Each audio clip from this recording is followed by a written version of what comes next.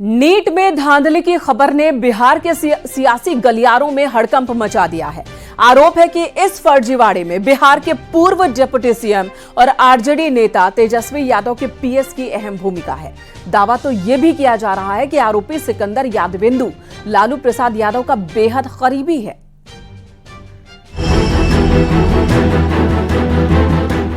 सिकंदर यादवेंदु, प्रीतम यादव, अनुराग यादव, नीतीश कुमार, आयुष, अमित आनंद।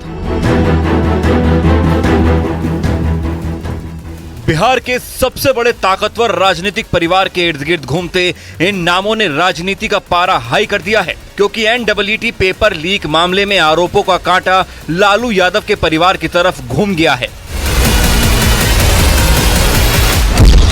बिहार के deputy CM का बड़ा दावा, लालू यादव के परिवार का करीबी है आरोपी सिकंदर। तेजस्वी के पीएस प्रीतम कुमार ने सिकंदर के लिए बुक कराया गेस्ट हाउस का कमरा। 1 मई को तेजस्वी यादव के आप सचिव प्रीतम कुमार के मोबाइल नंबर 7488061813 से रात्रि 9:07 में पथ निर्माण विभाग में कार्यरत प्रदीप कुमार के मोबाइल नंबर 9430469924 पर NHI गेस्ट हाउस में सिकंदर कुमार यादवेंदु के लिए कमरे की बुकिंग कराने के लिए फोन आया था। यानी बिहार के डिप्टी सीएम विजय सिन्हा ये दावा कर रहे हैं कि नीट पेपर लीक कांड के तार लालू यादव के परिवार से जुड़े हैं। और ये दावे सिर्फ हवाई नहीं हैं, बल्कि विजय सिन्हा ने उस कॉल डिटेल को भी सार्वजनिक किया है जिसमें तेजस्वी यादव के पीएस प्रीतम यादव और NHI के ऑफिस एग्जीक्यूटिव प्रदीप कुमार के बीच गेस्ट हाउस में आरोपी सिकंदर के लिए कमरा बुक कराने की बात हुई। प्रीतम कुमार यहीं पर पीएस थे जब ये मंत्री विभाग के थे तेजस्वी यादव जी और इसीलिए वो मंत्री शब्द का वहां उपयोग करवा लिए।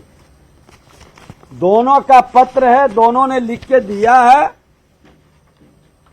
ये पहला दिन हमने इग्नोर किया, दूसरा दिन फिर फोन 2-3 बार किए तो हमने उसको बोल दिया बुक करने के लिए। जिस वक्त बिहार के डिप्टी सीएम नीट धांधली पर आरजेडी को घेर रहे थे, उस वक्त उनके साथ NHI गेस्ट हाउस के ऑफिस एग्जीक्यूटिव प्रदीप कुमार भी मौजूद थे। उन्होंने भी दावा किया है कि जो कुछ डिप्टी सीएम ने कहा 1 मई और 4 मई को वैसा ही हुआ। प्रीतम जी ने हमको फ़ोन किया था जो सिकंदर कुमार के नाम से कमरा बुक कराने के लिए। फिर 1 तारीख को रात में फिर उन्होंने दोबारा 4 को कहा था।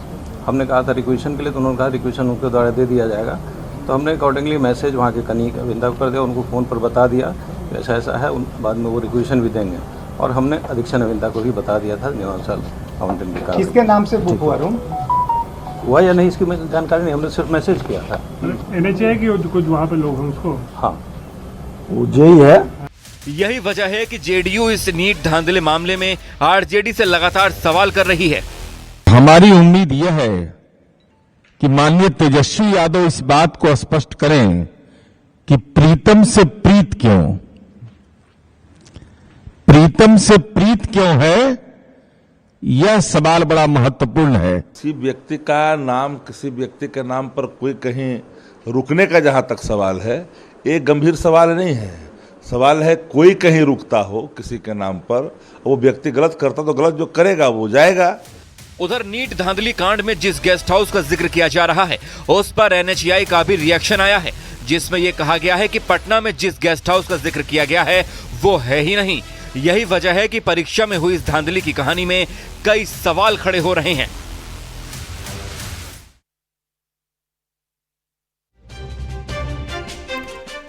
तो बिहार के तेजस्वी यादव के पीएस पर लग रहे इन्हीं आरोपों पर जब राहुल गांधी से सवाल किया गया तो उन्होंने क्या कहा, सुन लेते हैं। राहुल गांधी से पूछा गया कि नीट का पेपर लीक करवाने में तेजस्वी यादव के करीबी का हाथ सामने आ रहा है, इस पर आप क्या कहेंगे?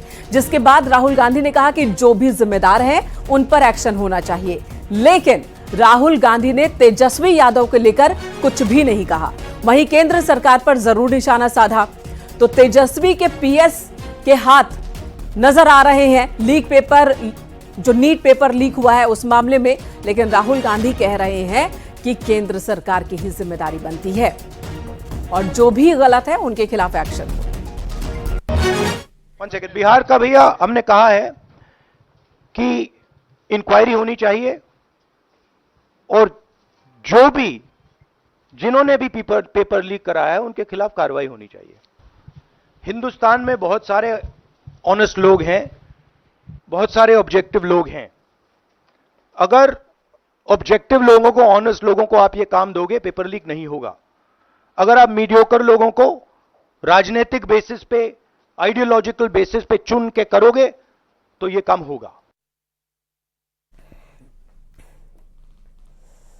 और इसी बीच नीट परीक्षा को लेकर सुप्रीम कोर्ट में आज भी सुनवाई हुई। अदालत ने केंद्र और एनटीए को नोटिस जारी किया है। सुप्रीम कोर्ट ने फिलहाल काउंसलिंग पर रोक लगाने से इनकार कर दिया है, लेकिन ये बात भी साफ कर दी है कि अगर परीक्षा रद्द की जाती है तो काउंसलिंग भी रद्द हो जाएगी। अब 8 जुलाई को इस मामले की सुनवाई होनी है। आपको बता दें, याचिका में नीट परीक्षा रद्द करते हुए सुप्रीम कोर्ट की निगरानी में सीबीआई या फिर किसी अन्य एजेंसी से जांच कराने की मांग की गई है। अलग अलग कई याचिकाएं दाखिल की गई हैं। इन सभी मामलों पर सुनवाई चल रही है। सुप्रीम कोर्ट में भी कई याचिकाओं पर एक साथ सुनवाई हो रही है।